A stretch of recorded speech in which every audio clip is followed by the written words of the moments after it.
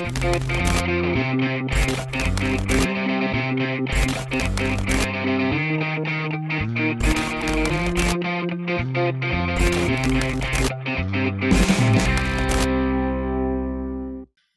દર્શક મિત્રો, વાતોની વિન્ડો પોડકાસ્ટમાં હું નિશિત જોશી આપનું સ્વાગત કરું છું. દર્શક મિત્રો, તમે વિચાર કરો કે સવારનો સમય હોય, તમે ઉઠ્યા હો અને બધું જ સરળતાથી ચાલતું હોય, ઓલ ઓફ એ સડન તમને એક ભયંકર દુખાવો ઉપડે છે. તમે હોસ્પિટલમાં જાઓ છો અને ડૉક્ટર નિદાન કરીને એવું કહે છે કે તમને આ પથરીનો દુખાવો છે. આવી જ અનેક મહત્ત્વની વાતો આજે આપણે કરવા જઈ રહ્યા છે. એ કિડની સ્ટોન એટલે કે પથરીની વાત હોય, પ્રોસ્ટેટની વાત હોય, પ્રોસ્ટેટ કેન્સરની વાત હોય. દર્શક મિત્રો, આમાં એવું છે કે આ વિષયો એવા છે કે જેની પર બહુ ઓછી વાત થાય છે.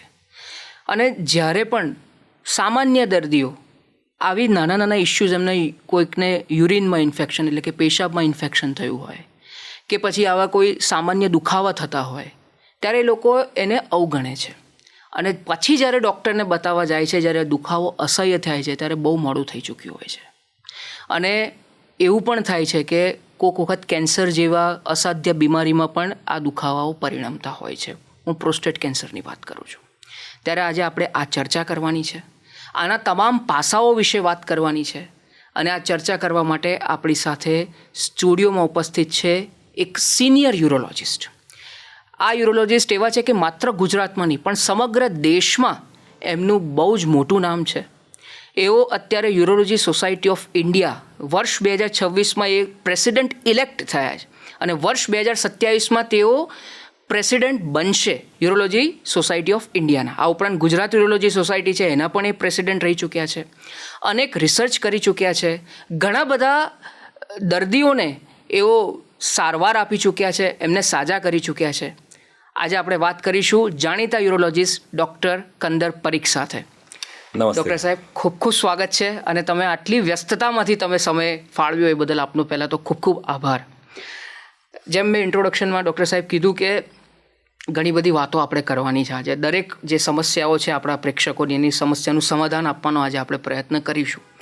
પણ તમારી થોડીક અંગત જે જર્ની છે, આખી પર્સનલ જે જર્ની છે, એના વિશે વાત કરવી છે. આપનું બાળપણ કેવું હતું? આપના પિતા પ્રિયકાંત પરીખ ખૂબ જ મોટા સાહિત્યકાર પરીખ સાહેબ હતા. તો એમની જોડેથી આપ કેવી રીતે શું શીખ્યા અને પછી ડૉક્ટરની લાઈનમાં કઈ રીતે આવ્યા? થોડીક એક જર્નીની વાત કરો. નિશિતભાઈ, first of all thank you very much કે તમારા પ્રેક્ષકોને મળવાનો મને મોકો મળ્યો, તમને મળવાનો મોકો મળ્યો. Thank you. અને હું મારા બચપનની વાત કરું તો મારા પિતાશ્રી શ્રી પ્રિયકાંત પરીખ, જે ગુજરાતી સાહિત્યના એક અત્યંત લોકપ્રિય લેખક હતા. લગભગ 100થી વધારે પુસ્તકો એમણે લખ્યા છે. અને વી આર ક્વાઇટ લકી કે એનું 75મું અને 100મું પુસ્તક આપણા પ્રધાનમંત્રી શ્રી નરેન્દ્રભાઈ મોદીના હસ્તે, એ વખતે એઓ મુખ્યમંત્રી હતા ગુજરાત રાજ્યના, પરંતુ એમના હસ્તે આ વિમોચન થયેલું હતું. મારા મધર રસજ્ઞાબેન પરીખ એ પ્રિન્સિપલ હતા વિદ્યાનગર હાઈસ્કૂલમાં પ્રાઇમરી સેક્શનમાં. સો મારું અપબ્રિંગિંગ એક ટીચર્સના છોકરાઓ તરીકે થયું છે. એક સામાન્ય ફેમિલીમાંથી, આર્થિક રીતે સામાન્ય ફેમિલીમાંથી અમે લોકો બહાર આવ્યા છે. અને માતા પિતા પાસે બંને ટીચર હતા અને બંને લોકપ્રિય ટીચર હતા. એટલે સંસ્કારમાં ઓનેસ્ટી, ઇન્ટિગ્રિટી અને કમિટમેન્ટ, આ 3 વસ્તુઓ બહુ જ શીખવા મળી છે. અને એ મને મારી પર્સનલ અને private as well as the professional કેરિયરમાં, આ બધી કેરિયરની અંદર મને બહુ જ કામ લાગે છે. અને જેથી I can built up A good repo with my patients. મારા પેશન્ટ સાથે બહુ સારો રેપો બને મને. બાળપણ કેવું હતું આપનું? હોશિયાર હતા ભણવામાં? પછી કોલેજમાં અને આ મેડિકલ લાઇનમાં કઈ રીતે આવ્યા એની વાત કરો થોડી. તો એવું કહું તો બાળપણથી હોશિયાર તો હતો. ઘણા બધા, લગભગ હું ફર્સ્ટ જ આવતો હતો મારી સ્કૂલના ટાઈમમાં. તો કોલેજમાં પણ ફર્સ્ટ 20 સ્ટુડન્ટ્સમાં હું બીજા મેડિકલ કોલેજમાંથી મેં મારું કોલેજ કર્યું. અને મેં MBBS, MS, MCH અને પછી DNB ડિગ્રી, આ બધું યુરોલોજીમાં મેં મેળવ્યું. આ બધું મેં અમદાવાદથી કરેલું છે. બરાબર. અને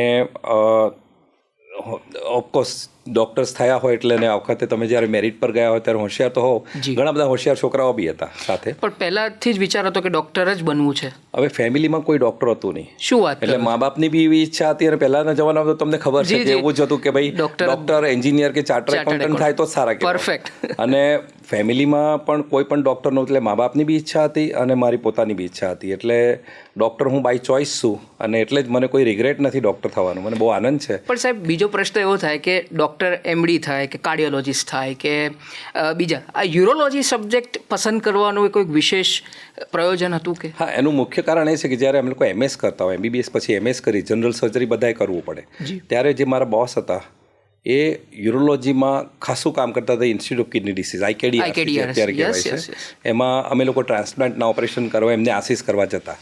એટલે યુરોલોજી સાથેનો નાતો હતો. એટલે હું નહીં પણ મારા યુનિટના જેટલા ડૉક્ટર બહાર પડતા ને મોટાભાગના આજે અમદાવાદના યુરોલોજીસ્ટ છે. અરે વાહ. એટલે અમારું યુરોલોજી સાથે commitment right from the beginning છે. બરાબર છે. અને યુરોલોજીસ્ટ થવાનો મને તો બહુ આનંદ છે એકચ્યુઅલી. કારણ કે આ ફિલ્ડ એવું છે કે જેમ કે રૂમેટોલોજિસ્ટ હોય છે એવી રીતે યુરોલોજિસ્ટ પણ બહુ ઓછા લોકો. રૂમેટોલોજિસ્ટ સપન પંડ્યા સાહેબ સાથે જ્યારે વાત થઈ તો એમણે એવું કીધું કે આખા ગુજરાતમાં માત્ર 35 જ રૂમેટોલોજિસ્ટ છે.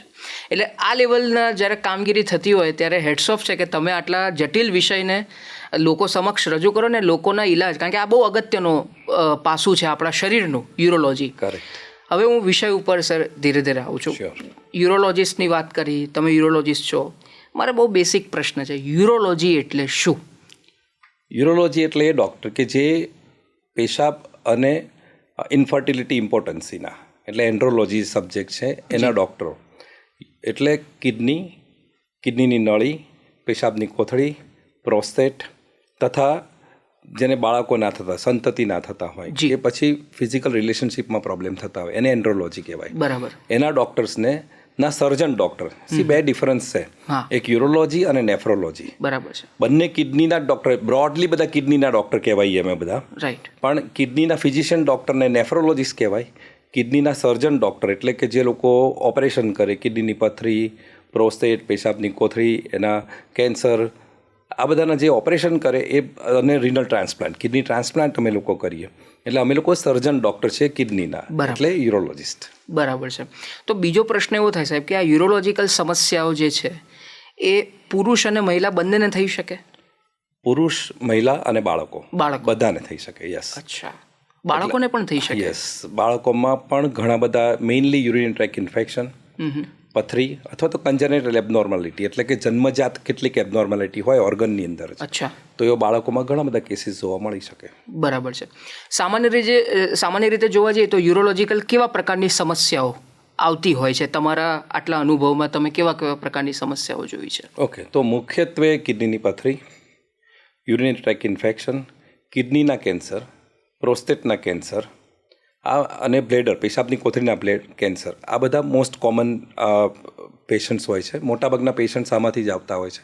પણ કેટલાક લોકોને મેં તમને કીધું એ પ્રમાણે ઇન્ફર્ટિલિટી, એટલે બાળક ના થતું હોય, અને મેલ ફેક્ટર ઇન્ફર્ટિલિટી, બાળક ના થવાના બે કારણ હોય. બિલકુલ. મેલ અને ફિમેલ પાર્ટનર બંને રિસ્પોન્સિબલ છે. તો ફિમેલ પાર્ટનરની યુઝ્યુઅલી ગાયનેકોલોજીસ્ટ ટ્રીટ કરતા હોય છે, જ્યારે મેલ પાર્ટનરને યુરોલોજીસ્ટ ટ્રીટ કરે. બરાબર. એટલે બાળક ન થવા માટેના અથવા તો જે લોકોને ફિઝિકલ રિલેશનશિપ એસ્ટાબ્લિશ કરવામાં મેલ પર્સનને પ્રોબ્લેમ થતા હોય તો એ બધા પેશન્ટો અમારી પાસે જનરલી આવતા હોય છે. બરાબર છે.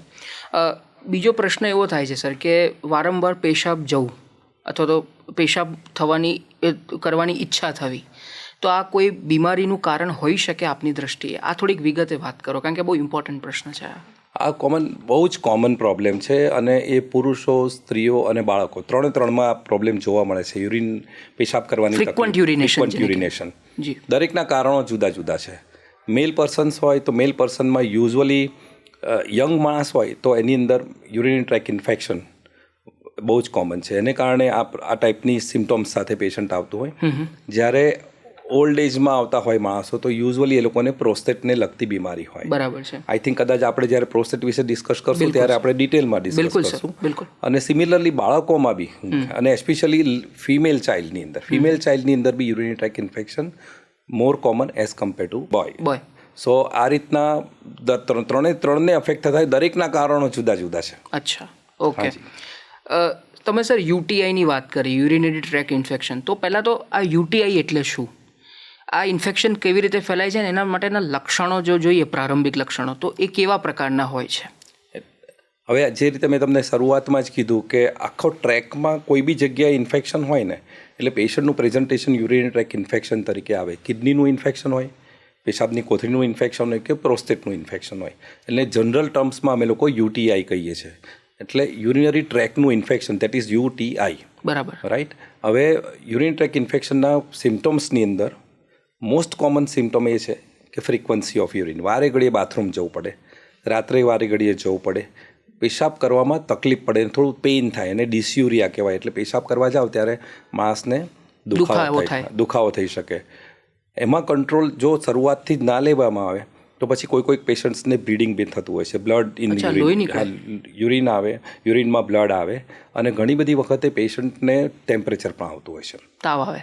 અને જો હજી પણ ટ્રીટમેન્ટ ના કરો તો પછી એ ઇન્ફેક્શન બોડીમાં બીજી કોઈ જગ્યાએ સ્પ્રેડ થાય તો કદાચ એના કોન્સિક્વન્સીસ બહુ ખરાબ છે. બરાબર છે. અને કોઈક વખતે બહુ રેરલી પેશન્ટને યુરિન જ બંધ થઈ જાય, યુરિન બંધ થઈ જાય એટલે ડૉક્ટર પાસે આવે. So this are the general presentation of urine track infection. તો સર આમાં એવો એટલે વાત એવી પણ છે કે કદાચ તમને ડાયાબિટીસ હોય તો પણ આવા પ્રકારના વારંવાર યુટીઆઈ થતા હોય છે. શું આ વાત સાચી છે? બિલકુલ સાચી છે. ડાયાબિટીક પેશન્ટ્સની અંદર કોઈ પણ બોડીનું ઇન્ફેક્શન હોય એ વધારે જ થાય એઝ કમ્પેર ટુ અધર્સ. બરાબર છે. એટલે યુરિન ટ્રેક ઇન્ફેક્શન પણ વેરી કોમન છે ડાયાબિટીક પેશન્ટ્સમાં. તો સર આ ચલો ડાયાબિટીસ જેને છે એને તો કોઈ પ્રશ્ન નહીં, પણ હવે આ યુટીઆઈથી બચવા માટે કેવા પ્રકારના ઉપાયો આપણે કરવા જોઈએ અને કેવા પ્રકારના ટેસ્ટ થતા હોય છે અને કેવા પ્રકારની દવાઓ હોય છે એની અંદર? તો સૌથી પહેલાં તો આપણે નિશ્ચિતભાઈ એમાં કારણ શોધવું પડે કે ભાઈ કેમ યુરિન ટ્રેક ઇન્ફેક્શન થયું. એમાં યુરિન ટેસ્ટથી ખબર પડે? હા, એમાં સૌથી પહેલાં તો ડૉક્ટર પાસે જાઓ એટલે હિસ્ટ્રી પરથી અને ડૉક્ટર ફિઝિકલ એક્ઝામિનેશન કરે. મેઇનલી યુરોલોજિસ્ટ ડૉક્ટર્સ આને ટ્રીટ કરતા હોય છે. એટલે યુરોલોજિસ્ટ ડૉક્ટર ફિઝિકલ એક્ઝામિન કરે પછી કેટલાક ઇન્વેસ્ટિગેશન્સ ઓર્ડર કરતા હોય છે. એમાં મેઇનલી યુરિનનો ટેસ્ટ, સાદો ટેસ્ટ અને કલ્ચર ટેસ્ટ. અચ્છા. સૌથી વધારે અગત્યનો છે કલ્ચર ટેસ્ટ. એમાં શું હોય છે? કલ્ચર ટેસ્ટની અંદર એવું ખબર પડે કે કયા બેક્ટેરિયાથી આ યુરિનરી ટ્રેક ઇન્ફેક્શન થયું, કે જાતના બેક્ટેરિયા રિસ્પોન્સિબલ હોય. તો મોસ્ટ કોમન અમે લોકો એને ઇકોલાઈ ઇન્ફેક્શન કહીએ છીએ.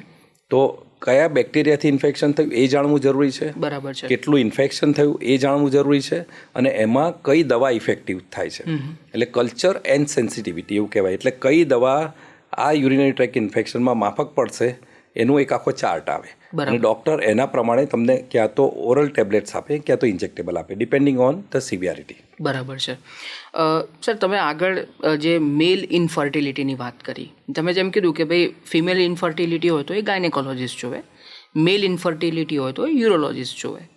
હવે આપણી જે લાઈફસ્ટાઈલ છે અત્યારની, તો શું એ ઇનફર્ટિલિટી એના કારણે પણ વધી છે પુરુષોમાં સામાન્ય રીતે? આપનું શું માનવું છે, આના વિશે શું કહેશો? ઇન્ફર્ટિલિટીના બહુ જ કેસીસ જોવા મળે છે. તો લેટ મેરેજ, મેલ અને ફિમેલ બંનેમાં અત્યારે પણ શું થયું છે, આ જનરેશનમાં મોટાભાગના 30 વર્ષની ઉંમર પછી મેરેજ કરતા હોય છે. અને એટલે એસ્પેશિયલી લેડીઝની અંદર તો બહુ જ કોમન છે કે જે લોકોની 30 વર્ષ પછી જે લોકો પ્રેગ્નન્સી માટે ટ્રાય કરતા હોય તો એ લોકોમાં ઇન્ફર્ટિલિટી વધારે જોવા મળે છે. That is one thing. બરાબર.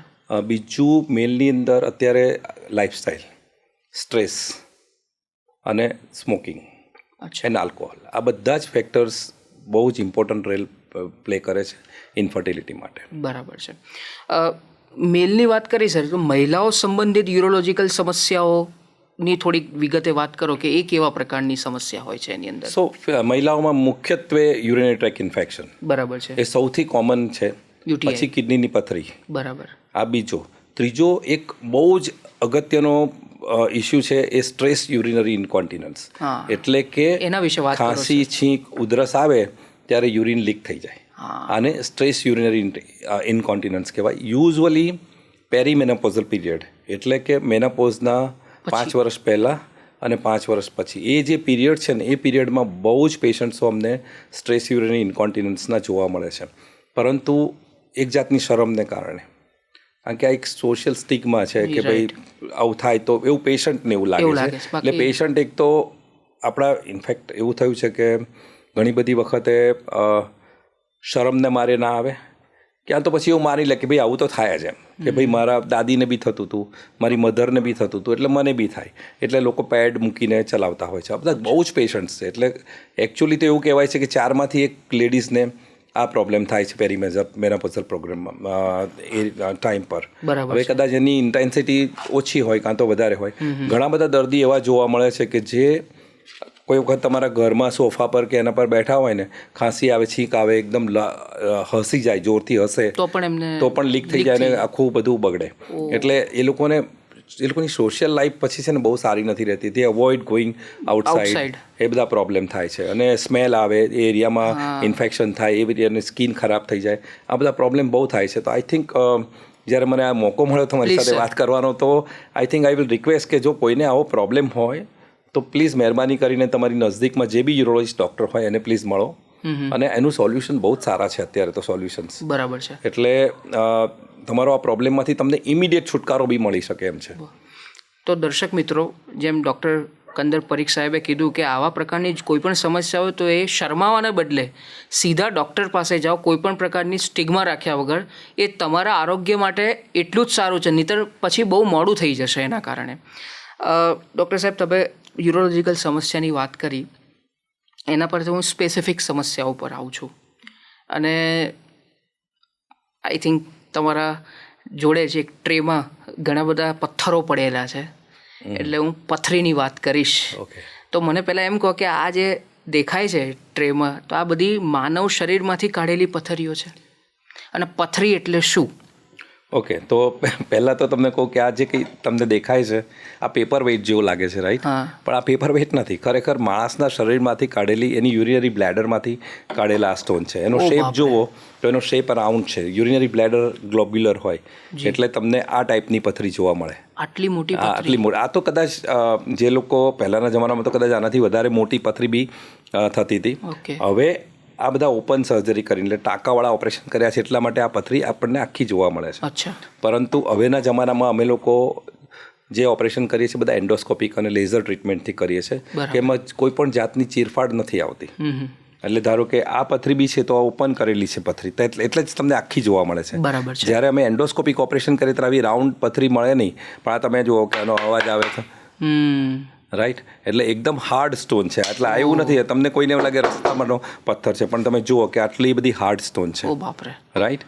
એટલે આવી પથ્થરીઓ પણ માનવ શરીરમાં આનાથી બી કદાચ મોટી થતી હશે. આનાથી બી મોટી પથરીઓ પહેલાં બહુ જ થતી હતી. હવે અવેરનેસ થઈ છે, થેન્ક ગોડ, કે પેશન્ટો હવે જલ્દી આવે છે અને લોકોને સારી ટ્રીટમેન્ટ મળે છે. અને ઇવન નાના નાના ગામના લેવલે બી હવે હવે યુરોલોજીસ્ટની અવેલેબિલિટી થઈ ગઈ છે, કે જેથી, અને ઓફકોર્સ હમણાં જે આયુષ્યમાન યોજનાને કારણે પણ હવે લોકોને ફ્રી ટ્રીટમેન્ટ મળે છે. એટલે પૈસાના અભાવને કારણે બી લોકો ટ્રીટમેન્ટ નહોતા કરાવતા એવું નથી થતું.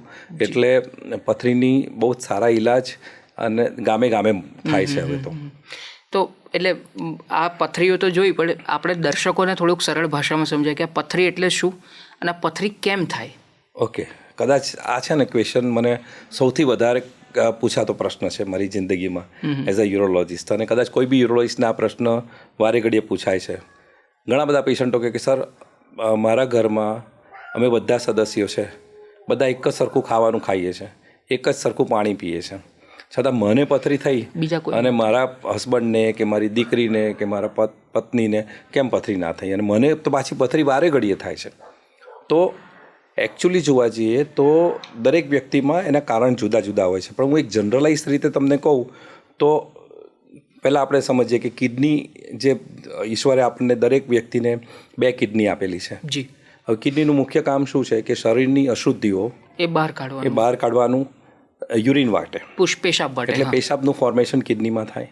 આ પેશાબ શું છે? પેશાબ એટલે એક્સેસ વોટર અને કેટલાક ઇલેક્ટ્રોલાઇટ્સ અને દ્રવ્યો જેવા કે કેલ્શિયમ, ઓક્ઝલેટ, ફોસ્ફરસ, યુરિક એસિડ, આ બધા દ્રવ્યો છે. સામાન્ય રીતે તમે પેશાબ જુઓ તો પેશાબમાં આ બધા દ્રવ્યો ડિઝોલ્વ થઈ ગયા હોય, ઓગળી ગયેલા હોય છે, દેખાતા નથી. પરંતુ જ્યારે કોઈક વખત એવું જ બને કે આ દ્રવ્યોની માત્રા વધી જાય બોડીમાં, તો એ પછી વધારે કિડનીમાં જાય એ બધા દ્રવ્યો. અને ક્યાં તો પછી એવું થાય કે આ પેશાબમાંથી જે પ્રવાહીનું પ્રમાણ ઘટી જાય બોડીની અંદર કોઈ કારણસર, લાઈક ડિહાઇડ્રેશન કોઈને થયું, તો આ દ્રવ્યોનું પ્રમાણ વધી ગયું ઓટોમેટિકલી. તો આ બધા દ્રવ્યો પ્રેસિપિટેટ થાય અને ક્રિસ્ટલ બનાવે. અચ્છા. અને આ એક ક્રિસ્ટલ પર બીજા ક્રિસ્ટલ્સનું ડિપોઝિશન થાય કિડનીની અંદર અને એ સ્ટોન બનાવે. એટલે that is how stones are formed. અને સ્ટોન જ્યારે બને ત્યારે હવે કારણ શું, આ તો બરાબર છે, પરંતુ મુખ્યત્વે જવાબદાર વ્યક્તિમાં લાઈફસ્ટાઈલ ફર્સ્ટ ઓફ ઓલ. કારણ કે મોટાભાગના લોકો પાણીનું પ્રમાણ બહુ જ ઓછું લે છે. પાણી બહુ જ ઓછું પીએ છે. મિનિમમ 2 થી 3 લીટર પાણી પીવું જોઈએ દરેક વ્યક્તિએ, એક્સેપ્ટ કે તમને કાર્ડિયક પ્રોબ્લેમ હોય ને ડૉક્ટરે ના પાડી હોય પાણી વધારે પીવાની. અધરવાઇઝ સામાન્ય લોકોએ 2 થી 3 લીટર જેટલું પાણી પીવું છે. અને એવું બી કહેવાય કે તમે એવું એટલું પાણી પીવો કે જેથી તમારું યુરિનનો કલર છે ઓલમોસ્ટ વ્હાઇટ કલરનો આવે. એટલે તમને ખ્યાલ આવી જાય કે તમે એડિક્વેટ પાણી પીવો છો કે નહીં. અચ્છા, પેશાબ પીળો થાય એનો મતલબ કે તમે પાણી ઓછું પીધું છે. હા, એટલે કોન્સન્ટ્રેટેડ યુરિન છે. ઓકે. એક્સેપ્ટ કે કોઈ દવાને કારણે પીળો થયો વાત જુદી છે, પરંતુ સામાન્ય રીતે એવું કહેવાય કે તમારો પેશાબનો કલર વ્હાઇટ કલરનો થાય, ઇટ મીન્સ કે તમે એડિક્વેટ પાણી પી રહ્યા છો. એટલે લગભગ 2.5 લીટર પાણી એટ અ ડિફરન્ટ ઇન્ટરવલ. એવું નહીં કે સવારે ઉઠીને ઘણા લોકો એમ કે ભાઈ સવારે ઉઠીને સાહેબ હું તો 2 લીટર પાણી પી લઉં છું, પછી આખો દિવસ તો સાહેબ ઓફિસમાં ટાઈમ જ નથી મળતો, તો એ ના ચાલે. કારણ કે કન્ટિન્યુઅસલી કિડનીમાં એનું રોટેશન થવું જોઈએ, તો જ એ બધા દ્રવ્યોને વોશ આઉટ કરી નાખે અને દ્રવ્યોને કોન્સન્ટ્રેશનમાં લઈ શકે એમ. એટલે પાણી એવી રીતે પીવું સાહેબ કે સ્પેસ કરીને હું સામાન્ય રીતે મારા ઓફિસમાં જ્યારે જે પેશન્ટ આવે ત્યારે હું હંમેશા એવું કહેતો હોઉં છું કે દરેકે દર 2 કલાકે 1 ગ્લાસ પાણી પીવું. ઓકે. તો બહુ ઇઝી થઈ જાય. ઓકે. અને કારણ કે પાણી સિવાય તમે ચા કોફી પીવો છો એ પણ પાણી જ છે એક જાતનું, બરાબર, એટલે પ્રવાહી છે કે જેથી તમે 2.5 થી 3 લીટર જેટલું આપણને થઈ જતું હોય છે પાણી દિવસની અંદર. બીજું વસ્તુ છે ડિહાઇડ્રેશન. એટલે કે ઘણા લોકોનો પ્રોફેશન એવો હોય છે, મેઇનલી એન્જિન વર્કર્સ કે જે લોકો બહાર બહુ કામ કરે છે, એ લોકો પરસ્પિરેશન બહુ થાય, પાણી ઓછું થાય, લેવાનું થાય અને પરસેવો બહુ થાય, એટલે બોડીનો લોસ થઈ, બોડીમાંથી જે ફ્લુઇડ છે એ લોસ થઈ જાય, એટલે એ બી એ લોકોનું યુરિન કોન્સન્ટ્રેટેડ આવે. આ બધા પેશન્ટોમાં જે લોકોને જ્યાં હીટનો એક્સપોઝર વધારે છે, કોસ્ટલ એરિયા, આ બધી જગ્યાએ સ્ટોનના પથરીના, સૌરાષ્ટ્ર આપણે ત્યાં પથરીના બહુ જ દર્દીઓ જોવા મળે છે. બરાબર, right. That is one reason. Second important reason છે કે ફૂડની અંદર ધારો કે તમે ઓક્ઝેલેટ કન્ટેનિંગ ડાયટ વધારે લો એટલે તો તમને ઓક્ઝેલેટનો સ્ટોન થવાની જાતના પ્રકારના સ્ટોન હોય છે. Calcium oxalate stone, calcium triple phosphate stone, કે યુરિક એસિડ સ્ટોન. ઘણા લોકો મીટ ને માંસ ને વધારે ખાતા હોય છે, એ લોકોમાં યુરિક એસિડ સ્ટોન્સ બહુ જોવા મળે છે નોન વેજીટેરિયન્સની અંદર. સો ફૂડ. Third is genetically. ઘરમાં કોઈને પથરી થઈ હોય તો એવી વ્યક્તિને પથરી થઈ શકે. જરૂરી નથી કે બધાને થાય. જીનેટિકલ પણ છે. એટલે જીનેટિકલ છે. અથવા તો ચોથું મોસ્ટ ઇમ્પોર્ટન્ટ કારણ છે કે અમુક બોડીમાં ડિસીઝ થતા હોય, એને કારણે બી આ બધા દ્રવ્યોના ઇમ્બેલેન્સ થાય બોડીની અંદર, એટલે metabolic disease in the body. બરાબર. એવા દર્દીઓને બી સ્ટોન ફોર્મેશન વધારે થાય. અને પથરીની એક ખાસિયત એ છે કે જેને એકવાર પથરી થઈ ને એને ફરીવાર પથરી થઈ શકે. એટલે એવું કહેવાય છે કે once A stone former is always A stone former. બરાબર છે. અચ્છા. લગભગ 50% જેટલા દર્દીઓને 10 વર્ષની અંદર ફરીવાર પથરી થઈ શકે. બરાબર. એટલે તમે આ જે વાત કરી ને સાહેબ, એની પરથી હું એક વાત કરું કે એક પરિચિતને મેં જોયું હતું તો એમને 13 પથરીઓ નીકળી એમને. પછી ડૉક્ટરને બતાવ્યું તો ડૉક્ટરે બધું ચેક કર્યું એમને, એટલે એમણે એવું કીધું કે એક્વાગાર્ડનું પાણી એટલે કે આરો વોટર એ પીશો તો આ પથરીની સમસ્યા દૂર થઈ જશે. તો આ પાણીના એના લીધે પણ આ રીઝન હોઈ શકે આ વસ્તુ? હવે છે ને આ એક મિથ છે એકચ્યુઅલી, ફ્રેન્કલી સ્પીકિંગ આ મિથ છે. જી. કારણ કે એવો કોઈ સ્ટડી નથી કે હાર્ડ વોટર પીવો તમે તો તમને પથરી વધારે થાય ને સોફ્ટ વોટર. કારણ કે ઘણા બધા પથરીઓ સોફ્ટ વોટર પીનારને બી વધારે થાય છે. ઘણા મોટાભાગના પેશન્ટોના ઘરમાં હવે તો અત્યારે આરો છે જ. જી.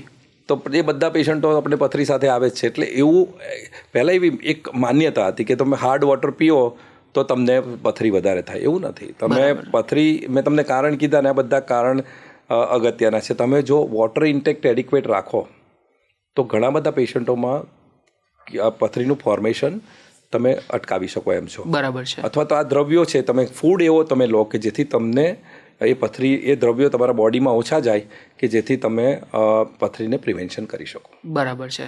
તો સર હજુ પણ ઘણી બધી પથરી વિશેની જે માહિતી છે આપની પાસેથી લેવાની છે. એક મિથ જે ગેરમાન્યતા હતી એની પણ તમે ચોખવટ કરી. પથરીના લક્ષણોમાં જો જોવા જઈએ તો દુખાવો તો એકમાત્ર છે, એ સિવાય કેવા પ્રકારના લક્ષણો હોય તો આપણને ખબર પડે કે પથરી છે? લક્ષણોની વાત કરીએ પહેલાં એક વસ્તુ કહી દઉં કે ઘણી બધી વખતે એસિમ્પ્ટોમેટિક પથરી કે જેના કોઈ સિમ્ટમ્સ જ નથી હોતા. હા, એટલે એ જ પ્રશ્ન હતો. જી જી જી. કે તમે દુખાવો જ ન થાય. તમે દુખાવો ના થાય, તમે સોનોગ્રાફી કરાવવા ગયા અને સોનોગ્રાફીવાળા ડૉક્ટરે કીધું કે અરે તમારે તો કિડનીમાં પથરી છે, અને પછી કોઈક આવો પોડકાસ્ટ સાંભળ્યો હોય કે કંઈ પેપરમાં વાંચ્યું હોય તો એકદમ સ્કેર થઈ જાય કે અરે મને પથરી થઈ ગઈ, હવે મારું શું થશે. તો પથરીના એટલે બે ટાઈપના પ્રેઝન્ટેશન હોય. એસિમ્પ્ટોમેટિક હોય કે જ્યારે કિડનીની અંદર પથરી પડી હોય, અને નાની પથરી હોય તો ઘણી વખતે ખબર જ નથી પડતી હતી. ઓકે. પણ જ્યારે પથરી ટ્રેકમાં આવે એટલે યુરેટરમાં, કિડની છે, કિડનીમાંથી યુરિન બની આ નળીમાંથી પેશાબની કોથળીમાં આવે, તો એ નળીમાં જ્યારે પથરી આવે છે ક્યાં તો કોઈ જગ્યાએ બ્લોકેજ છે, ત્યારે શું થાય કે થોડું યુરિન પાછું ફેંકાય અને એને કારણે પથરી થાય. એટલે ઘણી વખત બહુ જ નાની પથરી હોય, 4 કે 5 mmની પથરી જો ટ્રેકમાં હોય ને તો પણ સિવિયર પેઇન થાય. અને ઘણી વખત અમે લોકો કહીએ કે પેલું પ્રસૂતાના પેઇન કરતાં બી વધારે પેઇન હોય છે. પેશન્ટ લિટરલી આળોટતા હોય છે અને કોઈ પણ કન્ડિશનમાં એ લોકો કમ્ફર્ટેબલ ના હોય. એટલા માટે એને એવું બી કહેવાય છે વોન્ડરિંગ પેઇન, કે પેશન્ટ થોડી વાર બેસે, થોડી વાર ચાલવાનું ચાલુ કરે, ઘણી વાર સૂઈ જાય. એટલે જ્યાં સુધી પેઇન કિલર એને પ્રોપર ના મળે ત્યાં સુધી પેશન્ટ કમ્ફર્ટેબલ ના હોય. મોટાભાગના પેશન્ટો જ્યારે આવે પેઇન સાથે ત્યારે એમ જ કહે કે સાહેબ કે આ પથરીને તરત કાઢો, મારાથી સહન નથી થતું. અને એક પેઇન કિલરનું ઇન્જેક્શન લઈ લે, પછી પેશન્ટ એવું કે સાહેબ હવે સારું થઈ ગયું, હવે વિચારીને આવીશ. એટલે આવું ઘણી બધી વખતે થતું હોય છે. એટલે આ એક મેઇન સિમ્ટોમ છે કે દુખાવો, પુષ્કળ દુખાવો, એ મેઇન સિમ્ટોમ્સ છે જ્યારે ટ્રેકમાં હોય ત્યારે. નાની પથરી કિડનીમાં કદાચ પેઇન ના થાય. પણ સર, એટલે આમાં હું એક વસ્તુ પૂછી લઉં, મને એકદમ પ્રશ્ન સ્ફૂર્યો કે હવે તમે જેમ કીધું કે કિડનીમાં પથરી છે તો એને કંઈ છંછેડવાની જરૂર ખરી કે એની રીતે ડિઝોલ્વ થઈ જાય પછી? ના ના ના, આ તો ડિઝોલ્વ ના થાય પથરી. એ જે પથરી છે નાની મોટી જ થવાની છે, ક્યાં તો એને નીકળી જવું પડે. હવે ધારો કે તમે પાણીનો વધારે મારો રાખ્યો હોય તો ઘણી વખત નાના નાના ક્રિસ્ટલ્સ હોય, 3-4 mmની પથરી હોય તો એ ટ્રેકમાંથી નીકળી જાય. બરાબર. પરંતુ તમે એને રાખી મૂકો, માની લો કે અત્યારે કોઈ 5 mmની કે 10 mmની પથરી કિડનીની અંદર પડેલી છે અને તમને પેઇન પણ નથી કરતી, તો એવું નહીં કે એની મેતે ઓગળી જશે, એને તમારે કઢાવવી જ પડે. બરાબર છે. મોટી પથરી હોય તો કઢાવવી પડે. નાની પથરી 3-4 mmની પથરી મોટાભાગના યુરોલોજીસ્ટ ડૉક્ટર્સ એક દવા લખી આપે, એનાથી તમારી મોટાભાગનાની નીકળી જતી હોય છે. એટલે નાની પથરી આવે તો સ્કેર થવાની જરૂર નથી. મારો પોઈન્ટ એ છે કે પણ જ્યારે મોટી પથરી હોય અને યુરોલોજીસ્ટ ડૉક્ટર એમ કે કાઢવાની છે તો કઢાઈ નાખવી જોઈએ. સો આ સિમ્ટમ્સ એક થયું. બીજું સિમ્ટમ્સની અંદર કોઈને બ્લીડિંગ થાય, યુરિન, કારણ કે પથરી છે, ટ્રેકમાં છે એટલે ઘણાને બ્લીડિંગ થઈ શકે. ત્રીજું, પેશન્ટને ઉલટી ઉપકાવા. અચ્છા. એટલે આ બહુ જ કોમન છે. જ્યારે પથરી નીચે આવે ટ્રેકમાં ત્યારે વારે ઘડીએ પેશાબ જવાની ઈચ્છા થઈને બાથરૂમ જાઓ તો થાય નહીં, એવું પણ થઈ શકે. આ જો ટ્રીટમેન્ટ ના આપવામાં આવે તો ઇન્ફેક્શન થાય, તો પછી પેશન્ટને ફીવર થઈ શકે. અચ્છા. રાઈટ. અને એને બી તમે નિગ્લેક્ટ કરો, એની પ્રોપર ટ્રીટમેન્ટ ના લો તો પછી કિડનીને કોઈક વખતે જો બંને બાજુ કિડનીની નળીમાં કે કિડનીમાં પથરી હોય અને પ્રોપર ટ્રીટમેન્ટ ના લો તો પછી એના સિવિયર કોમ્પ્લિકેશન્સ બી થઈ શકે, કોઈને કિડની ફેલ પણ થઈ શકે. બહુ રેરિટી હોય છે. ત્યાં સુધીમાં તો પેશન્ટ જનરલી ડૉક્ટર્સ પાસે જતા રહેતા હોય છે, પણ તમે નિગ્લેક્ટ કરો તો પછી તમને કોઈ વખતે પ્રોબ્લેમ થઈ શકે. જી. તો સર, મારો બીજો પ્રશ્ન એ છે કે તમે વાત કરી આ જે પથરી છે તો પુરુષ અને સ્ત્રી સિવાય બાળકોને શું પથરી થઈ શકે? હા, પહેલાં એવું કહેવાતું હતું કે બાળકોમાં સ્ટોન્સ હજી પણ અનકોમન છે as compare two mail and female. Okay. બરાબર. પણ હવે ચેન્જિંગ લાઇફસ્ટાઇલ, આ લાઇફસ્ટાઇલ ચેન્જ, બાળકો બી હવે એડલ્ટ ખાતા હોય એ જ ખાય છે. જી. એ લોકોમાં પણ ઘણા બધા મેટાબોલિક ડિસીઝ હોય છે. એટલે ઓફ લેટ ઇન લાસ્ટ 3-4-5 વર્ષમાં જોવા જઈએ ને તો બાળકોમાં બી પથરીનું પ્રમાણ ઘણું બધું જોવા મળે છે. મેં હમણાં રિસેન્ટલી એક 17 મહિનાના બાળકમાં બંને બાજુ કિડનીમાં મોટા સ્ટોન્સ કાઢ્યા. શું વાત છે? બરાબર. એટલે બાળકોમાં બી પથરી નથી થતી એવું નથી કહેવાતું, હવે તો ઘણા બધા પેશન્ટો જોવા મળે છે. તો એ ખાનપાન, લાઇફસ્ટાઇલ, ખાનપાન છે, મેટાબોલિક ડિસીઝ છે કે કન્જેનાઇટલ એબનોર્માલિટી, એટલે કે એક એબનોર્મલ એની એનોટોમી હોય બોડીમાં કે કિડની, યુરેટર, બ્લેડર, એમાં કોઈક જગ્યાએ એબનોર્માલિટી હોય તો પણ પેશન્ટને સ્ટોન ફોર્મેશન થઈ શકે. બરાબર છે. એટલે તો પછી ડૉક્ટર પાસે ક્યારે જવું જોઈએ? જેમ કે દુખાવો થાય ત્યારે તો છે જ. ફોર એક્ઝામ્પલ, તમે કીધું કે કોઈ દુખાવો નથી થતો ને પથરી દેખાય તમને, તો એ તરત જ એને ઇમિડિયેટલી જ કઢાવવી જોઈએ? ના, કઢાવવાની જરૂર નથી. મેં તમને કીધું દવાથી કે આવી જાય. એસિમ્પ્ટોમેટિક હોય તો ડૉક્ટરની સલાહ, પણ તમારે ધ બોટમ લાઈન એ છે કે તમારે યુરોલોજિસ્ટ ડૉક્ટર પાસે જવું જોઈએ. બરાબર છે. આમાં ઘણી બધી વખતે છે ને ઘણા ભળતા ડૉક્ટરો પાસે બી જતા રહેતા હોય છે, તો પછી પ્રોબ્લેમ થતા હોય છે, કારણ કે જેનો વિષય નથી એ જો ટ્રીટમેન્ટ ચાલુ કરી દે તો પ્રોબ્લેમ થઈ શકે. બરાબર છે. એટલે એમ તમને જે બી ડૉક્ટર ઓળખતા હોય, જે બી યુરોલોજિસ્ટ ડૉક્ટર ઓળખતા હોય, તમે એમની પાસે જાઓ, એ તમને સલાહ આપશે કે ભાઈ કઢાવવાની જરૂર છે તો જ કઢાવો. એ તમને એમ કે ભાઈ નથી કઢાવવાની જરૂર તો ઓકે, ધ મેડિસિન લો. ઓકે, હવે પથરીની તપાસ કેવી રીતે થાય છે? તો એક વખતે જ્યારે તમે અગેન કોઈ બી પેશન્ટ જ્યારે ડૉક્ટર પાસે આવે ત્યારે first important thing is a history. A doctor પૂછે કે ભાઈ તમને શું શું થાય છે, ચિહ્નો તમારા કહો. Based on the symptoms doctor એનું એક મેન્ટલ એસેસમેન્ટ કરી લે કે આ પેશન્ટને આ જગ્યાએ આ પ્રોબ્લેમ છે, પથરી હોઈ શકે. પછી એ ટેસ્ટની અંદર યુરિનનો ટેસ્ટ અને યુરિન કલ્ચર ટેસ્ટ મેં તમને કીધા એ. બીજું છે સોનોગ્રાફી. મોસ્ટ કોમન ટેસ્ટ છે સોનોગ્રાફી કરાવે. સોનોગ્રાફી એટલે કિડની, યુરેટર અને બ્લેડર અને પ્રોસ્ટેટ. હવે એક વસ્તુ પહેલાં કહી દઉં કે પ્રોસ્ટેટ માત્ર પુરુષોમાં હોય છે, સ્ત્રીઓમાં નથી હોતી. આ જસ્ટ ક્લેરિટી કરવા. ઓકે, એટલે એક સોનોગ્રાફી કરે એમાં આઈડિયા આવી જાય કે ભાઈ નાની પથરી છે, મોટી પથરી છે, એ પથરીને કારણે કિડનીમાં કઈ અસર થઈ છે, સ્વેલિંગ થયું છે, એ સોનોગ્રાફીમાં ખબર પડે. અને કોઈક વખતે પછી સીટી સ્કેન ડૉક્ટર એડવાઇસ કરે છે. જો પથરી મોટી હોય, ટ્રીટેબલ હોય અથવા તો ટ્રીટમેન્ટની જરૂર હોય તો પછી સીટી સ્કેનની એડવાઇસ કરે છે. અચ્છા, સીટી સ્કેન પણ કરવું હોય છે. ઓકે, તો સર બીજો જે પ્રશ્ન છે કે આ તો તમે કીધું કે કોઈક વખત હેરિડિટરીમાં બી આવ્યું, એ એક વાત કરી. બીજી વસ્તુ એ છે કે પાણી વધારે પીવું જેથી આપણને પ્રશ્ન ઓછા થાય. આહારમાં કેવા પ્રકારનો આહાર, એટલે ખાનપાન કેવું હોવું જોઈએ, એના વિશે શું કહેશો? ઓકે, તો મેં તમને કીધું એ પ્રમાણે કે જાત જાતની પથરી હોય છે, પથરીના પ્રકાર છે. એટલે કોઈ બ્લેન્કેટ સ્ટેટમેન્ટ આપવું બહુ જ અઘરું છે કે ભાઈ તમે આટલું ખાવાનું બંધ કરી દો. કારણ કે જે પ્રકારની પથરી હોય એ પ્રમાણે એનું કારણ હોય. બરાબર. કારણને ટ્રીટ કરવું હોય તો એ પ્રમાણેનું ડાયટ તમારે બંધ કરવો પડે. દરેક વ્યક્તિએ બીવાળા શાકભાજી બંધ કરી દેવાનું એવું જરૂરી નથી. યુરિક એસિડ સ્ટોન હોય માની લો કોઈને, કે જે મેં તમને કીધું નોન વેજીટેરિયનમાં વધારે જોવા મળે છે, પછી એ માણસ શાકભાજી ખાય તો કંઈ પ્રોબ્લેમ નથી. બરાબર.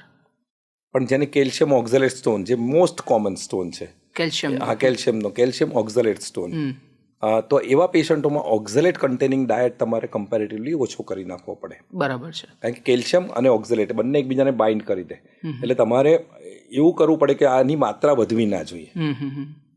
તો ઓક્ઝલેટ કન્ટેનિંગ ડાયટ મેઇનલી એમાં શું છે કે તો માની લો કે ભાજી છે, બીટ છે, અમુક નટ્સ છે, આ બધી વસ્તુઓને કારણે એમાં કેલ્શિયમ ઓક્ઝલેટ વધારે હોય છે. તો એવું તમારે પછી બંધ કરવું પડે. પણ એ ક્યારે ખબર પડે કે જ્યારે પથરી નીકળે, તમે એનું એનાલિસિસ કરાવો કે ભાઈ આ કઈ ટાઈપની પથરી છે, પછી તમને સલાહ આપે ડૉક્ટર કે ભાઈ તમે આ પ્રકારનું ફૂડ ના ખાતા. પછી એ પેલો એને યુરિક એસિડ સ્ટોન ના હોય તો પછી એ નોન વેજીટેરિયન ખાય તો કોઈ પ્રોબ્લેમ નથી. બરાબર છે. એટલે જે પ્રકારનો સ્ટોન એ પ્રમાણેની ડાયટરી એડવાઇસ. પણ એવું કહેવાય કે પાણી વધારે પીવો. સેકન્ડલી, ખાવામાં ઉપરથી એક્સ્ટ્રા સોલ્ટ નહીં નાખવાનું. અચ્છા, આ કોમન એડવાઇસ છે. ત્રીજું વસ્તુ છે સવાર સાંજે એક કપ દૂધ પીવો. ઘણા લોકો પેલું કેલ્શિયમ દૂધમાં એટલે મારો એ પ્રશ્ન હતો કે દૂધ પીવાથી પથરી થાય છે એ વાત. ના, એટલે તો ઓન ધ કોન્ટ્રારી સાહેબ, મને બહુ બધા લોકોએ આ પ્રશ્ન પૂછ્યો છે. એટલે મેં કીધું આ તમને જ પૂછી લો કે શું દૂધ પીવાથી પથરી થાય? ના, ઓન ધ કોન્ટ્રારી ડૉક્ટર એમ કહેશે કે ભાઈ તમે સવાર સાંજે એક કપ દૂધ તો પીવો, કારણ કે એમાં કેલ્શિયમ આવે. એ ધારો કે થોડી એક્સેસ ઓફ ઓક્ઝલેટ હોય તો આ કેલ્શિયમ ઓક્ઝલેટ સાથે બાઇન્ડ થઈ જાય અને ડિઝોલ્વ કરી દે. બરાબર છે, ખ્યાલ આવે? એટલે તમારે દૂધ તો અમે લોકો દરેક ડૉક્ટર એમ કે ભાઈ તમે પીવો, એક કપ તો એટલીસ્ટ પીવો જોઈએ. ચોથી વસ્તુ છે લીંબુ શરબત. અચ્છા, એટલે સાઇટ્રસ ફ્રૂટ્સ જે હોય છે, લીંબુમાં ઓરેન્જ છે કે તો એ બી તમારે લો કે એ ડિઝોલ્વ કરવામાં કામ લાગે છે. એમાં સાઇટ્રિક એસિડ આવે એટલા માટે. એટલે આ કોમન અને એક્સ્ટ્રા પ્રોટીન, ધારો કે જે માણસને હવે પ્રોટીન રિલેટેડ સ્ટોન્સ થતા હોય તો પ્રોટીન ઓછું કરી નાખવાનું. આટલી વસ્તુઓ અમે લોકો કહીએ છીએ. ઘણી બધી વખતે ઘણા બધા પેશન્ટો કેલ્શિયમના પેલા ટીકડા ખાય છે, રાઈટ? હવે એમને બી ખાય છે, તો એવા એ પછી એક એક્સ્ટ્રા કેલ્શિયમ નહીં લેવાનું. પણ જો તમારા ઓર્થોપેડિક ડૉક્ટરે તમને સલાહ આપી હોય કે તમે આ કેલ્શિયમના પિલ્સ લો, કારણ કે તમારામાં કેલ્શિયમ ડેફિશિયન્સી છે, તમારા બોન્સ નબળા છે, બરાબર, તો પછી તમારે લેવા જોઈએ. રાઈટ. કારણ કે જો પથરી થશે તો બહુ ઇઝીલી ટ્રીટેબલ છે, પણ ફ્રેક્ચર થશે ને તો 3 થી 6 મહિનાનો ખાટલો છે. બહુ સાચું. એટલે ઇમ્પોર્ટન્ટ છે કે તમારે એટલા માટે જ ડૉક્ટરની સલાહની જરૂર છે. જાતે ડૉક્ટર ના બનવું, ગૂગલ ડૉક્ટર ના બનવું, વોટ્સએપ યુનિવર્સિટીમાં ના જવું. કારણ કે ઘણા બધા જ્યારે તમને કોઈ રોગ થાય ત્યારે તમને ઘણા બધા એવા વ્યક્તિઓ સલાહ આપે છે કે ખરેખર એ લોકો બેઝડ ઓન ધેર એક્સપિરિયન્સ કે કોઈકનું સાંભળ્યું હોય કે હમણાં તો ઇન્સ્ટાગ્રામ ને આ બધા પર જે બધું આવે છે, હવે એ બધું સાંભળીને પછી એ લોકો જાતે ટ્રીટમેન્ટ કરે ને sometimes they land up in trouble. બરાબર છે. બીજો પ્રશ્ન છે પથરી માટે કે યોગ કે કસરત કરવાથી પથરીથી બચી શકાય? ના, એનાથી કંઈ પથરીના ફોર્મેશનમાં કોઈ મતલબ પથરીને કાઢવામાં કેવી કોઈ મદદ નથી થતી. બરાબર છે. તો મને લાગે સાહેબ આમાં પથરી વિશે તો આપણે ઘણી ડિટેલમાં ચર્ચા કરી અને શેનાથી પથરી થાય, પથરીથી બચવા માટે શું કરવું, કેવો આહાર લેવો જોઈએ, કેવા પ્રકારની લાઈફસ્ટાઈલ આપણે અપનાવવી જોઈએ, બાળકોમાં પથરીની તમે ખાસી એવી વાત કરી. હવે હું એક બીજા ટોપિક ઉપર આવું છું. બિફોર દેટ એક વસ્તુ કહું તમને. જી સર. જી. કે પથરી મેં તમને જેમ કીધું એમ વારે ઘડી થતી વસ્તુ છે, ઘટના છે કે કોઈ પેશન્ટને એકવાર થઈ અને ફરીવાર થઈ શકે. એટલે મેડિકલ સાયન્સમાં અત્યારે યુરોલોજીસ્ટ ડૉક્ટર એવી ટ્રીટમેન્ટ ઓફર કરે છે કે જે મિનિમલ ઇન્વેઝિવ ટેકનોલોજી કહેવાય. પ્લીઝ એના વિશે વાત કરો. કે જેથી તમારે એવી સારવાર આપવાની પેશન્ટને જી કે જેમાં એને ફરીવાર જરૂર પડે તો પણ એની કિડનીને કે એના બોડીને ડેમેજ ઓછામાં ઓછી થાય. બરાબર છે. આ બધી ટેકનિક છે મિનિમલ ઇન્વેઝિવ થેરાપી કહે છે. બરાબર છે. એટલે બેઝિકલી જ્યારે બહુ જ નાની પથરી હોય તો ડૉક્ટર માત્ર દવા આપશે. પહેલાંના જમાનામાં એક બાટલા થેરાપી ચાલતી હતી. લોકો આ પથરી થઈ છે બાટલા ચડાવી દો. હવે ફોર્ચ્યુનેટલી હમણાં બહુ પેશન્ટો નથી કહેતા, બાકી પહેલાં તો અમારે શરૂઆતની આજથી 25-30 વર્ષ પહેલાં જ્યારે મેં પ્રેક્ટિસ ચાલુ કરી ત્યારે લોકો એમ કે સાહેબ બાટલો ચડાવી દો અને જાતે જ પેશન્ટ ટ્રીટમેન્ટ નક્કી કરી દે. પણ એ બાટલા થેરાપીની જરૂર નથી. આજના જમાનામાં એ બંધ થઈ ગયું છે.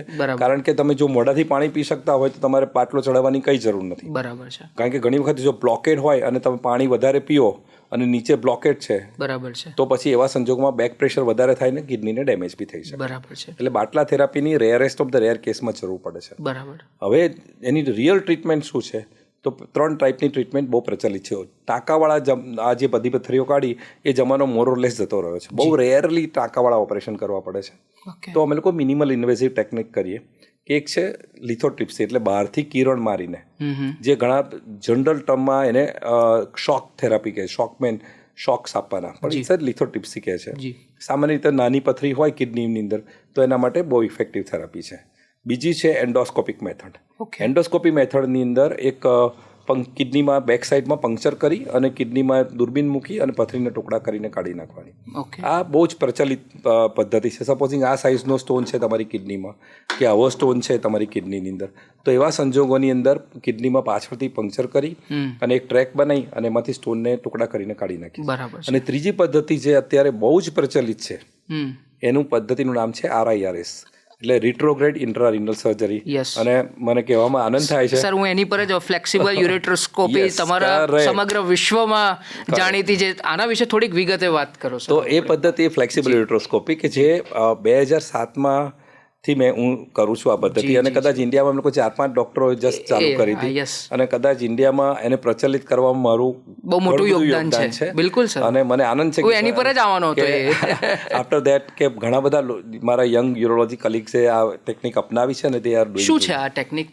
એમાં શું કરીએ છીએ કે પેશાબની જગ્યાએથી એક પાતળું દૂરબીન જાય, એટલે બોડીમાં કોઈ કટ નથી આવતો. સામાન્ય રીતે small to medium size stone, એટલે લગભગ 2 સેન્ટીમીટર કે 2.5 સેન્ટીમીટર સુધીનો સ્ટોન હોય કે આવો સ્ટોન કંઈ હોય તમારો, તો પછી એવા સંજોગોની અંદર તમે એને કોઈ પણ જાતનો કાપો કાણું મૂક્યા વગર, ઇવન પંક્ચર કરવાની બી જરૂર નથી, જે PCNL પદ્ધતિ કહેતી હતા એની બી જરૂર નથી. તમે પેશાબની જગ્યાએથી દૂરબીન જાય અને દૂરબીન ફ્લેક્સિબલ હોય, એટલે એકદમ પાતળું. આપણો જે ઇલેક્ટ્રિકનો વાયર કેટલો હોય છે એટલું, એનો ડાયામીટર ખાલી 3 mm નો હોય છે. 2.5 થી 3 mm ના ડાયામીટર વાળી વસ્તુ તમારા બોડીમાં જાય એટલે તમને મિનિમમ ડેમેજ થાય, પથરી સુધી પહોંચે, એટલે all the way right from the urethra back up into the kidney ચેક સુધી જાય અને પથરીને જુએ અને પથરીને ડસ્ટ કરી નાખે. પથરીને કાઢતા નથી, પથરીનું ડસ્ટિંગ કરે અને નાના નાના ફ્રેગમેન્ટો એના બાસ્કેટ આવે છે સ્પેસિફિક, એનાથી પકડીને કાઢી લઈએ, એટલે એનાલિસિસમાં મોકલી શકાય કે કેમ પથરી થઈ ખબર પડે. બરાબર. તો આ પદ્ધતિમાં ફાયદો એ છે કે દર્દી માત્ર એક જ દિવસ હોસ્પિટલમાં રહેવું પડે છે. વિધિન 24 hours પેશન્ટને ડિસ્ચાર્જ કરી શકાય. બ્લીડિંગ, કારણ કે કોઈ જાતનો કાપો નથી એટલે કોઈ પેઇન નથી થતું, બ્લીડિંગ નથી થતું, અને પેશન્ટની રિકવરી એકદમ ફાસ્ટ આવે. સાંજે તો પેશન્ટને ખબર બી ના પડે કે ક્યાંથી ઓપરેશન થઈ ગયું. એનેસ્થેશિયાની પણ એનેસ્થેશિયાની જરૂર પડે. આમાં એનેસ્થેશિયા તો આપવો જ પડે, કારણ કે આપણે કોઈને કિડનીમાં દૂરબીન તો મૂકીએ જ છે, જી એટલે એનેસ્થેશિયાની તો જરૂર છે. પરંતુ પેશન્ટની રિકવરી ક્વાઇટ ફાસ્ટ હોય છે અને 2 દિવસમાં તો પેશન્ટ કામે લાગી જાય છે. બરાબર છે. એટલે આ પદ્ધતિ અત્યારે બહુ જ પોપ્યુલર છે અને કદાચ મોટાભાગના પેશન્ટ્સ હવે આ પદ્ધતિથી ટ્રીટ થશે. અત્યારે અમે લોકો 2-2.5 સેન્ટીમીટર સુધીની પથરી આ પદ્ધતિથી કરીએ છીએ. કદાચ ફ્યુચરની અંદર એવું બનશે કે કદાચ આનાથી મોટા સ્ટોન્સ બી અમે લોકો કરી શકીશું. અને તમે જ્યારે બાળકોની પથરીની વાત કરી તો એ જે દૂરબીન આવે છે અત્યાર સુધી એડલ્ટ માટે જ આવતું હતું, એટલે મેં એક ડિઝાઇન કર્યું છે દૂરબીન, એ જે બાળકોમાં બી વપરાય છે. શું વાત છે. અને એ અત્યારે પેટન્ટમાં છે ઓફકોર્સ. અને પણ ઘણા બધા ડૉક્ટર્સ ટ્રાયલ માટે અત્યારે વર્લ્ડમાં વાપરી રહ્યા છે એ દૂરબીન, કે જેથી બાળકોની પથરી પણ કોઈ બી જાતના કાપા કાણા વગર આપણે કરી શકીએ. બહુ મહત્વની વાત કરી સર આપે. અને આ તો એટલે આ પ્રશ્ન, અને it's like proud privilege for us કે તમે આ વસ્તુની શોધ કરીને લોકો એને આખા વિશ્વમાં એને યુઝ કરી રહ્યા છે આ વસ્તુમાં. સર, પથરીની આપણે ઘણી બધી વાતો કરી, હવે વળીએ છીએ પ્રોસ્ટેટ તરફ, કારણ કે આ પણ એક બહુ મહત્ત્વનો મુદ્દો છે. અને પ્રોસ્ટેટનું જેમ કીધું પુરુષોની મોટાભાગની સમસ્યા આનાથી જ થતી હોય છે. તો પહેલાં તો પ્રોસ્ટેટ ગ્રંથિ અથવા તો પ્રોસ્ટેટ ગ્લેન્ડ એટલે શું છે? એટલે પ્રોસ્ટેટ એટલે એક સોપારી જેવી એક ગ્લેન્ડ છે, સામાન્ય ગ્રંથિ છે બોડીની. જેવી રીતે પેન્ક્રિયાસ છે, થાઇરોઇડ છે, એવી રીતે પ્રોસ્ટેટિક ગ્રંથિ છે જે પેશાબની કોથળીના મોઢા પાસે એને આવેલી હોય છે. બરાબર. અને માત્ર પુરુષોમાં હોય છે, સ્ત્રીઓમાં નથી હોતી. અને જેમ જેમ ઉંમર વધે એમ પ્રોસ્ટેટમાં એનલાર્જમેન્ટ સામાન્ય રીતે થતું હોય છે. જેવી રીતે આપણી ઉંમર વધે એ પ્રમાણે આપણા વાળ છે ગ્રે થાય, ચહેરા પર રિંકલ્સ આવે, આંખમાં મોતિયો આવે, એવી રીતે ધેટ એજ પ્રોસ્ટેટનું એનલાર્જમેન્ટ થાય. અને જ્યારે પ્રોસ્ટેટ એનલાર્જ થાય એટલે એની અંદરથી પેશાબની નળી જે પસાર થતી હોય એ યુરેથ્રા, એને કોમ્પ્રેશન આવે. બરાબર. અને કોમ્પ્રેશન આવે એટલે પેશાબ કરવામાં તકલીફ પડે. ઓકે, બરાબર છે. પ્રોસ્ટેટની જે સમસ્યા છે એ ખાલી ગ્રંથિને રિલેટેડ જ સમસ્યા હોય છે? હા, ગ્રંથિને રિલેટેડ જ સમસ્યા છે. એમાં ઇન્ફેક્શન થઈ શકે, એમાં એજ રિલેટેડ એનલાર્જમેન્ટ થઈ શકે, કે એમાં કેન્સર થઈ શકે. આ 3 વસ્તુ થઈ શકે. ઓકે, તો સર નોર્મલી કઈ ઉંમર પછી પ્રોસ્ટેટની સમસ્યા થતી હોય છે આપણને? યુઝવલી યંગ એજ હોય તો પ્રોસ્ટેટના ઇન્ફેક્શનનો કોમન પ્રોબ્લેમ છે, જેને પ્રોસ્ટેટાઇટિસ કહેવાય. ઓકે. પ્રોસ્ટેટનું ઇન્ફેક્શન થાય છે. અરાઉન્ડ 25-20થી ચાલુ કરીને તમે 40-45 વર્ષની ઉંમર સુધી ઘણા બધા પેશન્ટો પ્રોસ્ટેટના ઇન્ફેક્શનમાં હોય. બરાબર. અને પ્રોસ્ટેટનું જે એનલાર્જમેન્ટ છે એ એજ રિલેટેડ છે. એટલે સામાન્ય રીતે 40-45 વર્ષની ઉંમર પછી પ્રોસ્ટેટમાં એનલાર્જમેન્ટ થાય. ઓકે. એટલે અને એનલાર્જમેન્ટ 2 ટાઈપના હોય, કેન્સરસ અને નોન કેન્સરસ એનલાર્જમેન્ટ. બરાબર છે. ઓકે. હવે જેમ કે પથરીમાં બી સમસ્યાઓ જોઈએ, સંકેતો જોઈએ, લક્ષણો જોઈએ, એમ આમાં પણ કેવા પ્રકારના લક્ષણો છે તો ખબર પડે કે આ પ્રોસ્ટેટ રિલેટેડ કંઈક ઇશ્યુઝ છે આની અંદર? ઓકે, સો પ્રોસ્ટેટના સમસ્યામાં 2 ટાઈપના એના સિમ્ટમ્સ હોય છે. એક છે ઇરિટેટિવ યુરિનરી સિમ્ટમ, એટલે કે ફ્રીક્વન્સી, અર્જન્સી. કોઈક વખત અર્જન્સી લાગે ને બાથરૂમ થઈ જાય અને અર્જ ઇન્કોન્ટિનન્સ કહેવાય. રાત્રે વારે ઘડીએ જવું, પેશાબની ધાર, આ બધા ઇરિટેટિવ યુરિનરી સિમ્ટમ્સ છે. અને બીજા છે obstructive urinary symptoms. Obstructive urinary symptoms એટલે કે જેમાં પેશાબ કરવામાં તકલીફ પડે, જોર કરવું પડે, અટકીને થાય પેશાબ. બાથરૂમમાં જાય તો તરત ના થાય, થોડી વાર ઊભા રહેવું પડે, અથવા તો પેશાબની ધાર થાય એ ઇન્ટરપ્ટેડ ધાર હોય, અથવા તો જોર કરવું પડે, પ્રેશરાઇઝ કરવું પડે. આ બધા ઓબ્સ્ટ્રક્ટિવ યુરિનરી સિમ્ટમ્સ છે. જો એની ટ્રીટમેન્ટ ટાઈમસર ના કરો તો કોઈક વખતે પછી બ્લીડિંગ બી થઈ શકે, ઇન્ફેક્શન થઈ શકે બ્લેડરનું અને પ્રોસ્ટેટનું ઇન્ફેક્શન થઈ શકે, અને ઘણી વખતે પેશાબ રોકાઈ જાય છે. બરાબર છે. તો જે આના માટેના ટેસ્ટ હોય છે એ કેવા પ્રકારના ટેસ્ટ હોય છે, અને એમાં કેવા પ્રકારની નિદાન પછી આપ કરતા હો છો? તો જ્યારે બી પેશન્ટ યુરોલોજિસ્ટ પાસે જાય આ ટાઈપના સિમ્ટમ્સ લઈને, ત્યારે ફર્સ્ટ ઓફ ઓલ યુરોલોજિસ્ટ એવો પ્રયત્ન કરે કે ભાઈ આ કેન્સરસ એનલાર્જમેન્ટ છે કે નોન કેન્સરસ એનલાર્જમેન્ટ છે. એના માટે એક ટેસ્ટ છે જેનું નામ છે PSA, પ્રોસ્ટેટિક સ્પેસિફિક એન્ટિજન. આ મોસ્ટ ઇમ્પોર્ટન્ટ ટેસ્ટ છે. એક આ સિમ્પલ બ્લડ ટેસ્ટ છે જે સ્ક્રીનિંગ ટૂલ તરીકે વાપરીએ છીએ અમે લોકો. એટલે યુરોલોજિસ્ટ ડૉક્ટરને જો યોગ્ય લાગે તો એક આ PSA ટેસ્ટ કરાવે છે. અને મારું તો રેકમેન્ડેશન એ છે કે almost after the age of 45 જે વ્યક્તિના ઘરમાં જેને પ્રોસ્ટેટનું કેન્સર થયું હોય, એના ફાધરને કે એના કાકાને, તો એવી તમામ વ્યક્તિઓએ 45 વર્ષની ઉંમર પછી PSA ટેસ્ટ કરાવી લેવો જોઈએ. એનો રિપોર્ટ કેટલા સમયમાં આવે? તરત જ આવી જાય, વિધિન 1 hour આવી જાય. ઓકે. અને PSA ધારો કે તમારો નોર્મલ છે તો પછી દર 2 વર્ષે તમે રિપીટ કરો. એવું નહીં કે એકવાર આવી ગયું એટલે પછી કંઈ નહીં. અને જે અધરવાઇઝ મોટાભાગના પેશન્ટોમાં એ લોકો 50 વર્ષની ઉંમર પછી હું એમ કહું કે દરેક પુરુષે દર 2 વર્ષે એક વખતે PSA ટેસ્ટ કરાવી લેવો જોઈએ. બરાબર છે. ઓકે, એટલે PSA ટેસ્ટ એ સૌથી ઇમ્પોર્ટન્ટ ટેસ્ટ છે. અને જો PSA વધારે આવે તો પણ ગભરાવવું નહીં. PSA ટેસ્ટ વધારે આવે તો પણ ગભરાવવું નહીં, કારણ કે ઘણી બધી વખતે ઇન્ફેક્શનને કારણે બી વધારે આવી શકે. બરાબર છે. કે કોઈ જાતના કોઈ ઓપરેશનને કારણે કોઈ મેન્યુપ્યુલેશન ઓફ ધ પ્રોસ્ટેટ કોઈને થયું હોય તો એને કારણે બી આવી શકે. એટલે PSA આ બધું સાંભળે ને પછી લોકો ઘણી બધી વખતે PSA ની વેલ્યુ સામાન્ય રીતે 4 થી નીચે ગણાય છે, પણ ઘણી વખતે 10 આવે કોઈનો કે 20 આવે તો લોકો ગભરાઈ જાય છે કે મારો VSA હવે મને કેન્સર થઈ ગયું. પણ ઘણી બધી વખતે ઇન્ફેક્શનને કારણે બી હોય. પણ એ યુરોલોજિસ્ટ ડૉક્ટર પાસે જશો એટલે એ તમને સમજાવશે કે ભાઈ તમારો આ PSA આટલો છે, કદાચ હવે આટલો વધારે આવ્યો છે તો તમે ક્યાં તો એન્ટીબાયોટિક્સ લો, કંઈક દવાઓ આપે, પછી પણ જો PSA વધારે આવે અથવા તો યુરોલોજિસ્ટને ડાઉટ પડે તો પછી એક MRI ટેસ્ટ કરાવે છે. અને એક બીજો ટેસ્ટ છે સોનોગ્રાફી, જે સામાન્ય રીતે કરીએ છીએ. બરાબર છે. ઓકે. પાણી ઓછું પીવાથી કે વધારે પીવાથી એને પ્રોસ્ટેટને કોઈ લેવા દેવા ખરા? ના, એને કોઈ લેવા દેવા નથી. એને કોઈ લેવા દેવા નથી. ના, પણ પ્રોસ્ટેટનો જેને પ્રોબ્લેમ હોય, ઘણી બધી વસ્તુ શું થાય કે પ્રોસ્ટેટનો જેને પ્રોબ્લેમ છે ને એવા દર્દીઓને યુરિન કરવામાં તકલીફ પડે. બરાબર. એટલે 4-5 માણસો કે ઘરના માણસો કે પાણી વધારે પીઓ કે જેથી થઈ જશે, એવું કેવી રીતે થઈ શકે? પ્રોબ્લેમ છે પ્રોસ્ટેટનો છે એટલે આઉટપુટનો પ્રોબ્લેમ છે. બરાબર છે. પ્રોડક્શનનો પ્રોબ્લેમ નથી. યુરિનના પ્રોડક્શનનો પ્રોબ્લેમ હોય તો તમે થોડું પાણી વધારે પીઓ તો પ્રોડક્શન વધારે થાય. બરાબર. અહીંયા તો પ્રોડક્શન તો નોર્મલ થાય છે અને આ બ્લોક છે નીચે પ્રોસ્ટેટને કારણે. હવે પાણી વધારે પીવો તો શું થાય? આ બ્લોક તો બ્લોક જ રહ્યો અને ઉલટાનું વધારે ઇનપુટ થયું તો એના સમયે તો પેશાબની કોથળી વધારે ફૂલે અને ઉલટાનો પ્રોબ્લેમ વધે છે. સર, મારો એક બીજો પ્રશ્ન એ છે કે શું આ જીનેટિક્સ છે? પહેલી વસ્તુ એ કે ઘરમાં કોઈ પિતાને થયું હોય તો શું પુત્રને થવાની સમસ્યા ખરી? એ વધારે લાગુ પડે છે કેન્સર પ્રોસ્ટેટમાં. હા, કેન્સર પ્રોસ્ટેટ. કારણ કે મેં તમને કીધું એ પ્રમાણે 2 ટાઈપના એનલાર્જમેન્ટ હોય. એક સાદું એજ રિલેટેડ એનલાર્જમેન્ટ છે જેને બિનાઇન એનલાર્જમેન્ટ કહેવાય. બરાબર, બિનાઇન, જે મોસ્ટ કોમન છે. બરાબર છે. Cancerous enlargement is not very common, right? તો પણ જ્યારે કેન્સરસ એનલાર્જમેન્ટ જ્યારે ફેમિલીમાં કોઈને થયું હોય ત્યારે એવી શક્યતા છે કે એમના બાળકોને આ વસ્તુ થઈ શકે. બરાબર. એક પ્રોસ્ટેટાઇટિસ કરીને જે શબ્દ છે, આ પ્રોસ્ટેટાઇટિસ શું છે સર? જ્યારે આઇટિસ આવે ને એટલે ઇન્ફેક્શન છે. બરાબર છે. એટલે પ્રોસ્ટેટના ઇન્ફેક્શનને પ્રોસ્ટેટાઇટિસ કહેવાય. જે મેં તમને શરૂઆતમાં કીધું કે યંગ એજની અંદર પ્રોસ્ટેટનું ઇન્ફેક્શન બહુ કોમન છે, દેટ ઇઝ પ્રોસ્ટેટાઇટિસ. ઓકે. પ્રોસ્ટેટ કેન્સરની વાત કરીએ સર.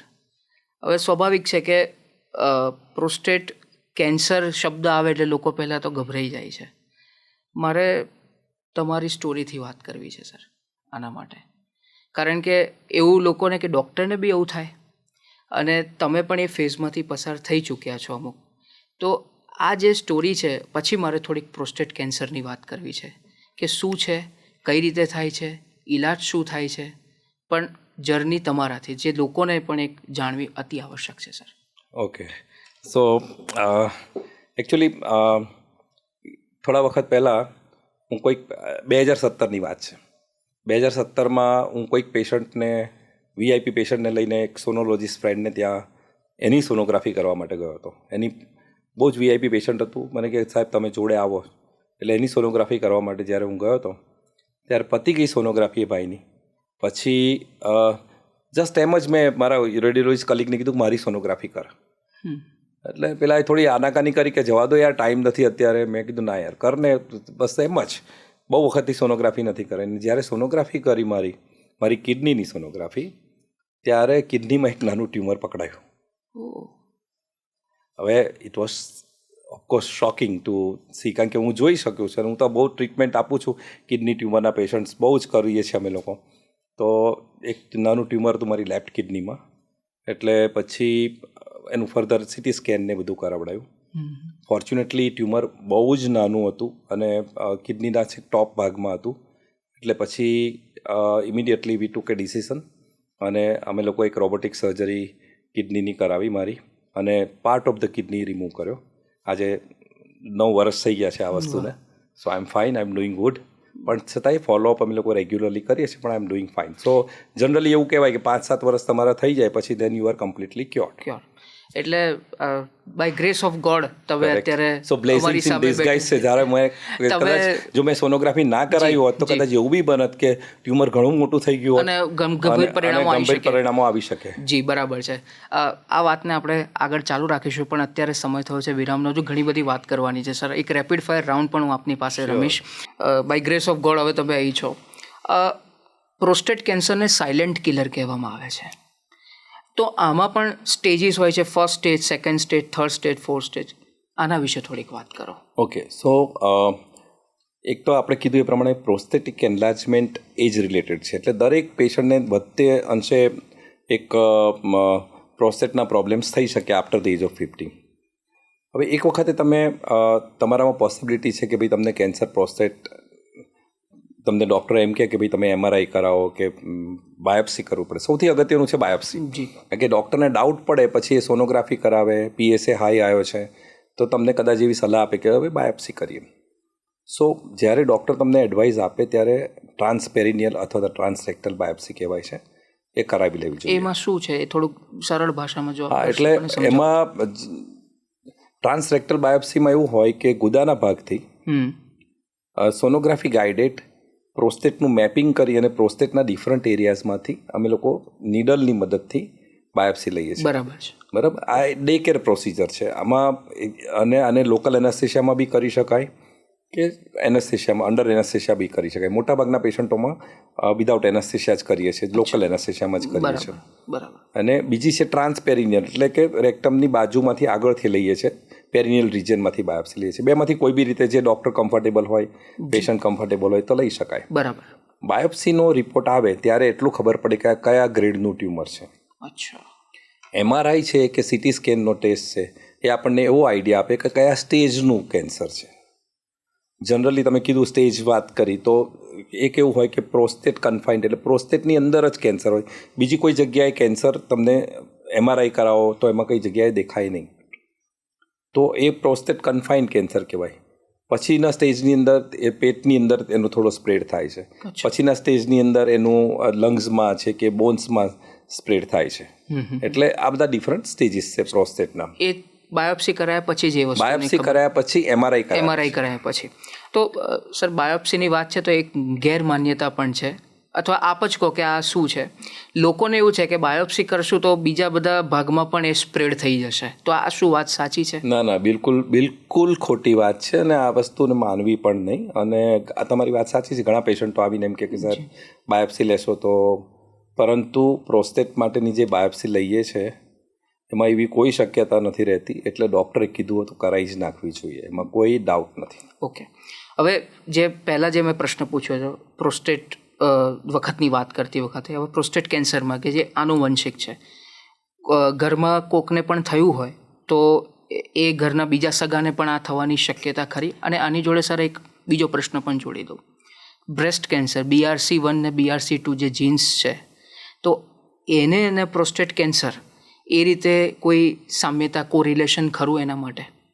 ના, એટલે આપણે વાત થઈ પ્રમાણે કે જો ફેમિલીમાં કોઈને કેન્સર હોય, ફાધરને હોય કે કાકાને હોય, તો પછી મેલ પર્સનને આ કેન્સર થઈ શકે. જી. એમના બાળકને થઈ શકે કે ભત્રીજાને કેન્સર થઈ શકે. એટલા જ માટે મેં તમને કીધું કે જો ફેમિલી હિસ્ટ્રી હોય, બરાબર છે, તો 45 વર્ષની પછી બરાબર તમને સિમ્પટોમ હોય કે ના હોય, બરાબર, PSA ટેસ્ટ કરાવો, યુરોલોજિસ્ટનું કન્સલ્ટેશન કરવું, આ બહુ જરૂરી વસ્તુ છે અને એ કરાવી જ લેવો જોઈએ. અને પછી દર 2 વર્ષે તમે એમ લોકો સામાન્ય રીતે રિપીટ કરવાનું કહે છે કે 2 વર્ષે તમે કરાવજો. બરાબર. સાથે સાથે એક સોનોગ્રાફીની પણ ડૉક્ટર એડવાઇસ સામાન્ય રીતે આપતા હોય છે. એટલે હું એ જ પૂછું છું કે BRCA1 જે છે, એટલે બ્રેસ્ટ કેન્સર જે મહિલાઓમાં બી હોય, સપોઝ કુટુંબમાં કોઈને, તો પછી પુરુષે પણ પોતાનો પ્રોસ્ટેટ રિલેટેડ અમુક ટેસ્ટ કરાવવાનો, કારણ કે એને પણ એ થઈ શકે એવું, આવા જીન્સ ત્યાં પણ લાગે એવું કંઈ ખરું? હા, એટલે જીનેટિકલી ઘણા બધા જીનેટિકલ ટેસ્ટ છે હવે તો અવેલેબલ છે કે જે તમે પ્રોસ્ટેટ માટે, BRC ને કોઈ લેવા દેવા નથી, કારણ કે તો ફિમેલમાં થાય છે, બરાબર છે, પરંતુ પ્રોસ્ટેટ માટે બી ઘણા બધા જીનેટિકલ ટેસ્ટ હવે શોધાયા છે. ઓકે. એ તમે કરાવી શકો છો, હવે અવેલેબલ છે માર્કેટમાં. યસ. અમુક વખતે 50 થી 55 વર્ષની ઉંમરમાં પીઠમાં દુખાવો all of a sudden back એક સખત થતું હોય છે, તો એને ને પ્રોસ્ટેટને કોઈ લેવા દેવા ખરા આમાં? હવે પીઠમાં દુખાવાના ઘણા બધા કારણ હોય છે કે એજ રિલેટેડ હોય, સ્પાઇનનો પ્રોબ્લેમ હોય, પરંતુ પ્રોસ્ટેટનો જેને પ્રોબ્લેમ છે અને એને બેકએક થતો હોય હા, તો પછી ઘણી બધી વખતે યુરોલોજિસ્ટ ડૉક્ટર સલાહ આપે કે ભાઈ તમે સ્પાઇનના જે કે એક્સરે કરાવવાના હોય એ કરાવી શકો, કાં તો MRI કરાવે. એમાં પણ જો ઘણી વખતે કારણ કે પ્રોસ્ટેટ કેન્સર પણ સ્પાઇનમાં જઈ શકે, બરાબર છે. પણ પ્લીઝ ડોન્ટ અન્ડરસ્ટેન્ડ કે સ્પાઇનમાં દુખે છે એટલે પ્રોસ્ટેટ કેન્સર હશે એવું માનવાની મારો કોઈ મેસેજ આપવાનો પ્રયત્ન નથી. બિલકુલ સર. કારણ કે પીઠમાં દુખાવો બહુ કોમન વસ્તુ છે, બરાબર છે. ઘણા બધા વ્યક્તિઓને થતો હોય છે, ઘણા બધા કારણથી થતો હોય છે, પરંતુ જેને પ્રોસ્ટેટનો પ્રોબ્લેમ હોય, PSA વેરી હાઈ હોય, એવું કહેવાય કે 20-25થી PSA વધારે હોય અને કેન્સર પ્રોસ્ટેટ હોય, તો એવા દર્દીઓમાંથી કોઈકને કે સ્પાઇનમાં પણ પ્રોસ્ટેટનું કેન્સર ફેલાયેલું હોઈ શકે. બરાબર. સર, એક પેટ સ્કેન કરીને આવે છે, તો આ પેટ સ્કેન શું છે?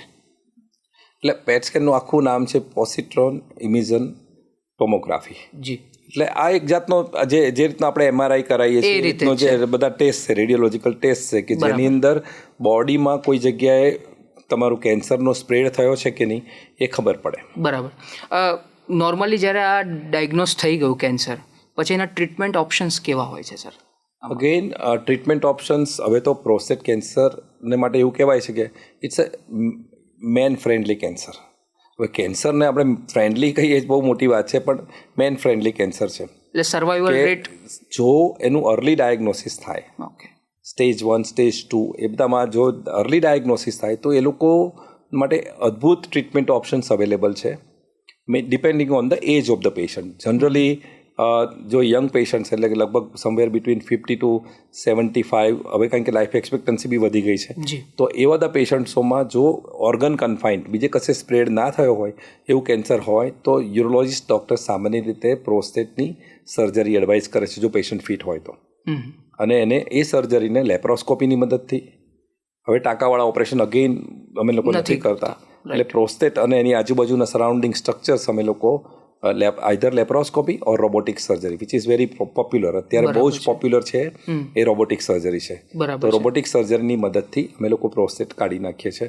અને એકવાર કાઢ્યા પછી પેશન્ટ સામાન્ય રીતે એમની લાઈફ એક્સપેક્ટન્સી ઓલમોસ્ટ નોર્મલ જેવી હોય છે. ઓકે. એટલે કેન્સર પ્રોસ્ટેટના પેશન્ટ જ્યારે અર્લી ડાયગ્નોસ થાય ત્યારે પેશન્ટને અમે લોકો પહેલું આ જ કહીએ છીએ કે ભાઈ એકવાર તમે આ ટ્રીટમેન્ટ કરાવી નાખો, તમારી લાઈફ જે છે એ જ છે, રહેવાની છે. કદાચ પેશન્ટ્સ બીજા કોઈ કારણથી પેશન્ટનું ડેથ થઈ શકે, કાર્ડિયક કોઝ કે ન્યુરોલોજિકલ કોઝ, પણ કદાચ પ્રોસ્ટેટ કેન્સરને કારણે ના એક્સપાયર થાય. બરાબર છે. તમે સર PSA લેવલની વાત કરી, એ તમે મિથ લોકોની તોડી કે ભાઈ બહુ હાઈ હોય તો ગભરાવાની જરૂર નથી, એના ઘણા બધા રીઝન્સ હોઈ શકે. બીજી 2 મિથ્સ છે, તો એક પછી હું એ વાત કરીશ કે માત્ર પ્રોસ્ટેટ કેન્સર સિનિયર સિટીઝન્સને જ થાય છે એવું લોકો કહેતા હોય છે. આના માટે એટલે સિનિયર સિટીઝન હવે આપણે ડેફિનેશન સિનિયર સિટીઝન તો 60 વર્ષથી ઉપરના તમામ વ્યક્તિઓ સિનિયર સિટીઝન છે, રાઈટ? પણ એઝ આઈ ટોલ્ડ યુ કે સામાન્ય સંજોગોની અંદર આ એજ રિલેટેડ પ્રોબ્લેમ છે, રાઈટ? એટલે આફ્ટર ધ એજ ઓફ 45 કોઈને પણ પ્રોસ્ટેટ કેન્સર થઈ શકે. બરાબર છે. ઓકે. જનરલી સ્પીકિંગ મોટાભાગના પેશન્ટો 60 વર્ષની ઉપરના હોય છે, પણ જેને ફેમિલી હિસ્ટ્રી હોય એને એનાથી વહેલું પણ થઈ શકે. ઓકે. અને બીજી વસ્તુ કે પ્રોસ્ટેટ કેન્સરથી પ્રજનન ક્ષમતા પણ ઘટે છે, આ વાત સાચી? હવે મોટાભાગના પેશન્ટો 60-65 વર્ષના ઉપરના હોય છે, એટલે એને પ્રજનન સાથે કોઈ લેવા દેવા જ નથી મોટાભાગના આપણા કન્ટ્રીની અંદર. એટલે એને કોઈ બરાબર. અચ્છા, TURP કરીને સર એક ટર્મ છે, એ શું છે? અને હોર્મોનલ બેલેન્સ ને ઇમ્બેલેન્સની વાત એની અંદર થતી હોય છે, તો ના, TURP આખી વસ્તુ જુદી છે, એ કેન્સર પ્રોસ્ટેટ માટે છે જ નહીં. પહેલાં બરાબર છે. એ એજ રિલેટેડ, મેં તમને કીધું કે એજ રિલેટેડ 2 ટાઈપના પ્રોબ્લેમ થઈ શકે પેશન્ટને, બિનાઇન એન્લાર્જમેન્ટ એન્ડ કેન્સરસ એન્લાર્જમેન્ટ. જે લોકોને બિનાઇન એન્લાર્જમેન્ટ છે, એટલે કે એજને કારણે થયું છે, કેન્સરસ નથી છતાંય એને ચિહ્નો છે, તો એવા પેશન્ટ્સોમાં અમે લોકો TURP ઓપરેશન કરીએ છીએ, કે જેમાં પેશાબની જગ્યાએથી એક દૂરબીન જાય અને પ્રોસ્ટેટનો ઇનર પાર્ટ કાઢી નાખે, જે ઓબ્સ્ટ્રક્ટિંગ પાર્ટ છે એ અમે લોકો કાઢી નાખીએ છીએ. ક્યાં તો લેઝરથી કાઢી શકાય, ક્યાં તો ઇલેક્ટ્રિક મશીન આવે છે એનાથી, ઇલેક્ટ્રોકોટરી, એનાથી અમે લોકો કરીએ છીએ. એક પ્રશ્ન એવો પણ સર હતો કે સપોઝ પ્રોસ્ટેટ કેન્સર થયું ને અંડર ટ્રીટમેન્ટ છે, એક જોન્ડિસ જેવી સમસ્યા થઈ ગઈ, કમળો થઈ ગયો, તો પછી એને જ્યારે કોઈ કીમો કે એવું કંઈ એમાં બી આપવાનું હોય છે આની અંદર, થેરાપી, રેડિયેશન થેરાપી કે એવું કંઈ હોય છે આની અંદર? એટલે જોન્ડિસ કેમ થયો? પ્રોસ્ટેટ કેન્સર અને જોન્ડિસ બંને વસ્તુ જુદી છે, Exactly. પરંતુ જો લીવરમાં ધારો કે માની લો કોઈને મેટાસ્ટેસિસ એટલે લીવરમાં સ્પ્રેડ થઈ ગયું છે, હા તો એ જ એવા મારો પેશન્ટોને જોન્ડિસ થઈ શકે. જી, એટલે સામાન્ય રીતે જ્યારે એડવાન્સ કેન્સર હોય ત્યારે કિમોથેરાપી કે હોર્મોનલ ટ્રીટમેન્ટ આપતા હોઈએ છીએ. બરાબર છે. હવે સપોઝ જેને પ્રોસ્ટેટ કેન્સર એક વખત થઈ ગયું, ટ્રીટમેન્ટ થઈ ગઈ, તો શું એનો ઉથલો મારી શકે, ફરીથી થવાની શક્યતા ખરી? હા, એટલે સૌથી અગત્યની વસ્તુ એ છે કે તમારે રેગ્યુલર ફોલોઅપમાં રહેવું પડે. બરાબર એક વખતે પ્રોસ્ટેટ કેન્સર થઈ ગયું પછી અમે મોનિટર કેવી રીતે કરવાનું, કારણ કે પ્રોસ્ટેટ તો કાઢી નાખી, જી. માની લો કે તમે ટ્રીટમેન્ટ કરીને પ્રોસ્ટેટ કાઢી નાખી, તો એનું મોનિટરિંગ છે, એ મોનિટરિંગ માટે અમે લોકો PSA ટેસ્ટ કરાવીએ છીએ. બરાબર છે. દર 3 મહિને કે 6 મહિને પેશન્ટને ઓપરેશન પછી પણ મોનિટરિંગ કરીએ. અને જો PSA એક વખતે ઓપરેશન કરે એટલે PSA નું લેવલ બિલકુલ ડાઉન જતું રહે, બરાબર છે. એટલે 0.001 એવું થઈ જાય, એકદમ એટલું બધું ડાઉન જતું રહે. બરાબર છે. પણ પછી ધારો કે માની લો કે there is a serial rise, again પાછું એમાંથી 1 થઈ જાય, 2 થઈ જાય, એવું કંઈ જો થવાનું થાય, ઇટ મીન્સ કે કોઈ જગ્યાએ પ્રોસ્ટેટના કેન્સરના જંતુઓ છે ઓકે, આઉટસાઇડ પ્રોસ્ટેટ, કંઈક પ્રોસ્ટેટ તો કાઢી નાખી છે. તો પછી આપણે એના બધા ટ્રીટમેન્ટ ઓપ્શન્સ અગેન કદાચ જરૂર પડે તો હોર્મોનલ ટ્રીટમેન્ટ, કિમોથેરાપી વગેરે ડાયગ્નોસિસ કર્યા બાદ જી કરી શકાય. તો અને સર આ જે ટ્રીટમેન્ટ કરો તો એના માટે અમુક સાઇડ ઇફેક્ટ્સ થતી હોય છે, તો એ કેવા પ્રકારની સાઇડ ઇફેક્ટ્સ થતી હોય છે? એટલે કિમોથેરાપી, જ્યારે કોઈ પણ ટાઈપની કિમોથેરાપી લો કે રેડિયોથેરાપી લો તો એના રિલેટેડ થોડા પ્રોબ્લેમ તો છે જ. બરાબર છે. પરંતુ એ જરૂરી હોય તો લેવી જ જોઈએ, એમાં કોઈ ડાઉટ નથી, કારણ કે એ એટલા સિવિયર પ્રોબ્લેમ નથી એઝ કમ્પેર ટુ તમારો રોગ. એટલે જ્યારે એડવાન્સ ડિસીઝ હોય તો કિમોથેરાપી લઈશું તો કિમોથેરાપી રિલેટેડ સાઇડ ઇફેક્ટ થશે, એના કરતાં નથી લેવી તો પછી then you are risking your life. બરાબર. એટલે મારી દ્રષ્ટિએ એના જે કંઈ પ્રોબ્લેમ હોય એ તમને કિમોથેરાપી આપનાર ડૉક્ટર તમને સમજાવશે કે ભાઈ એના આટલા problem side effect, definitely there are some side effects, જી, પણ એ સાઇડ ઇફેક્ટ ઘણી વખતે બહુ જ મિનિમમ હોય છે, પણ ડિસીઝ કંટ્રોલ બહુ સારો હોય છે. બરાબર. એટલે કેન્સર પ્રોસ્ટેટના ડાયગ્નોઝ થયા પછી પણ લાઈફ એક્સપેક્ટન્સી ખાસી વધી ગઈ છે. રાઈટ. જેમ આર્ટિફિશિયલ ઇન્ટેલિજન્સ દરેક સેક્ટરમાં આવી રહ્યું છે સર, તો એના રિસર્ચ રિલેટેડ અને આર્ટિફિશિયલ ઇન્ટેલિજન્સનો ઉપયોગ યુરોલોજી સેક્ટરમાં કેવા પ્રકારે થઈ રહ્યો છે એના ઉપર આપ જો થોડીક વાત કરો તો. અત્યારે તો artificial intelligence I think every medical ફિલ્ડમાં અત્યારે લિપ્સ એન્ડ બાઉન્ડ છે. અત્યારે મેઇન વસ્તુ છે કે એનો ઉપયોગ થાય છે ડાયગ્નોસિસ માટે, બરાબર છે, ટ્રીટમેન્ટ માટે અને ટ્રીટમેન્ટ મોનિટરિંગ. આ ત્રણ વસ્તુ માટે આર્ટિફિશિયલ મેઇનલી અત્યારે ડાયગ્નોસિસ પર છે કે અમુક પ્રકાર, ધારો કે પ્રોસ્ટેટની બાયોપ્સી છે તો પણ હવે આર્ટિફિશિયલ ઇન્ટેલિજન્સની મદદથી એનું પરફેક્ટ પ્રિસાઇઝ ડાયગ્નોસિસ થાય છે. બરાબર. હજી તો આ બધું ઇન ધ પાઇપલાઇન છે, અત્યારે થાય. સિમિલરલી રોબોટિક સર્જરી, અત્યારે મોટાભાગની રોબોટિક સર્જરી કેવી છે, આ તો આપણે ફ્યુચરની વાત કરીએ છીએ, અત્યારે તો આપણે રોબોટિક સર્જરી કરીએ છીએ. આ રોબોટિક સર્જરીને એવું કહેવાય કે it is a robotic assisted surgery. Okay. So this is an extension of laparoscopy. લેપ્રોસ્કોપીના ઇન્સ્ટ્રુમેન્ટ, એ ટાઈપના ઇન્સ્ટ્રુમેન્ટને રોબોટ સાથે કનેક્ટ કરીને ડોક્ટર્સ ઓપરેટ કરે છે. બરાબર છે. સો દેટ્સ વાય આને આપણે રોબોટિક આસિસ્ટેડ સર્જરી કહીએ છીએ. બરાબર છે. ઓકે. એક સમય એવો આવશે કે રોબોટ પોતે સર્જરી કરશે અને એમાં આર્ટિફિશિયલ ઇન્ટેલિજન્સથી એ કોમ્પ્યુટરની અંદર બધું ફીડ કરી નાખવામાં આવે કે આ પ્રકારની પ્રોસ્ટેટ દેખાય તો આ ટાઈપનું અંદરનું એનાટોમી હશે, તો તમે આ રીતે ઇન્સ્ટ્રુમેન્ટ જ એની મેતે પછી robot will operate. But this is a future. અત્યારે કંઈ આમાં છે નહીં, પણ આ વસ્તુ થઈ રહી છે. બરાબર છે. So it will be a robotic surgery rather than robotic assisted surgery. Right. Sir, હવે કાર્યક્રમના અંત તરફ આપણે જઈ રહ્યા છે. એક રેપિડ ફાયર રાઉન્ડ આપની સાથે રમવા માંગીશ. શ્યોર. સવાલ પણ ટૂંકા અને જવાબ પણ એકદમ એક લાઇનમાં આપજો આપ. શરૂ કરીએ છીએ આપણે. કિડની હેલ્થ જે છે આપણી, કિડનીનું આરોગ્ય, એનો સૌથી મોટો દુશ્મન કોણ? આપણી અવેરનેસ ના હોય, આપણે જ દુશ્મન આપણા. દિવસમાં કેટલા લીટર પાણી પીવું આદર્શ છે? લગભગ 2.5 થી 3 લીટર. બરાબર. ચા કે કોફી, એમાં કિડની માટે સૌથી વધારે રિસ્કી કયું પીણું? આમ તો બંને જ, જો તમે એક્સેસમાં લો તો બંને. બરાબર છે. યુરિન લોકો અમુક વખતે પેશાબ રોકી રાખે છે, આ કેટલું નુકસાન કરી શકે? અતિ નુકસાનકારક છે. જી. પુરુષોમાં સૌથી વધારે કોમન યુરોલોજી પ્રોબ્લેમ કયો? સૌથી કોમન છે તો પ્રોસ્ટેટ અને પથરી. બરાબર. મહિલાઓમાં સૌથી વધારે અવગણવામાં આવે યુરોલોજીકલ ઇસ્યુ કયો? સ્ટ્રેસ યુરિનરી ઇન્કોન્ટિનન્સ, જે મેં તમને કીધું. જી. વધારે પડતું પ્રોટીન ડાયટ કિડનીને નુકસાન પહોંચાડી શકે? બરાબર. નો પેઇન મીન્સ નો પ્રોબ્લેમ, આ કેટલું યોગ્ય વાક્ય છે? બિલકુલ ખોટું છે. બરાબર.